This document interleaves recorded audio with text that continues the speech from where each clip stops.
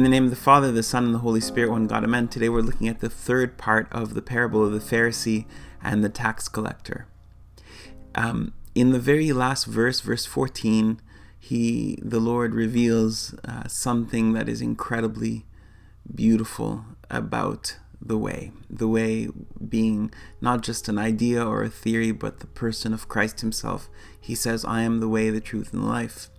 And so he talks about the tax collector and says that he went home justified. But then there's this thing he says at the very end. He says, for everyone who exalts himself will be humbled, and he who humbles himself will be exalted.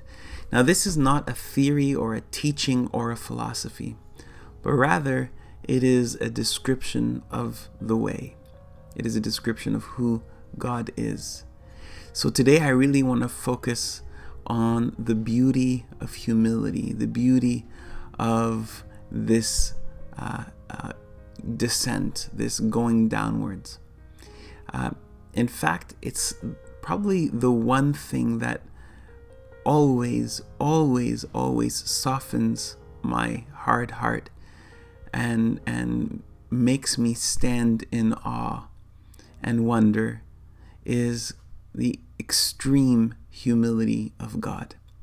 Now, God is love. God is beauty. God is all-powerful, creator, mighty, all-knowing. And I was thinking, if he could reveal himself as one thing, if he could reveal in his incarnation one thing, I know that if I were God and I was to come down on earth, I would, want to reveal power or magnificence or might or omniscience or whatever. But he chose to reveal this extreme humility as his way of love.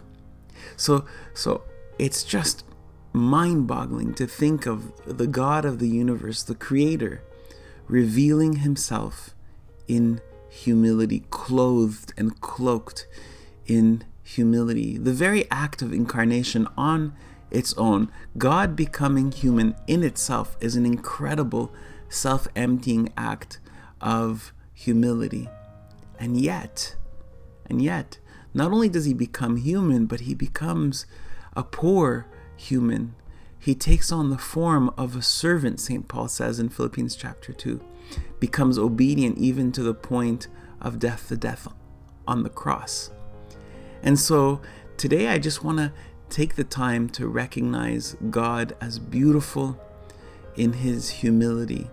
He tells us in Matthew 11, learn from me, for I am lowly and gentle in heart. He's like an innocent, humble child. We, in our pride and in our arrogance, think and act as adults, thinking that we know things, and God, who made heaven and earth, takes on the form of the innocent child in complete humility. He descends to the lowest place. He descends to the lowest place, which many of us think is the cross, but in fact there is lower than the cross. There is Hades. And his extreme humility is his descent into Hades. And in that moment of his extreme humility, death is defeated. He is exalted. Light shines in Hades, and he pulls out the souls and brings them into paradise, and is exalted and is seated at the right hand of the Father. This exaltation, this magnificence, this glory comes from the depth of his humility. Whereas the opposite is true. He who exalts himself will be humbled. And we look at the story of Lazarus and the rich man, for example. The rich man exalted himself his whole life, and then he was humbled. Whereas Lazarus, who was humbled his whole life, was exalted. This is just the way. This is the way of God. This is the way He made the universe. This is who He is. He is the God who, like water, always goes to the lowest place, gives life to everything it touches, and purifies everything it touches. Today may we stand in awe, in wonder at the beauty of His humility. Have a beautiful day.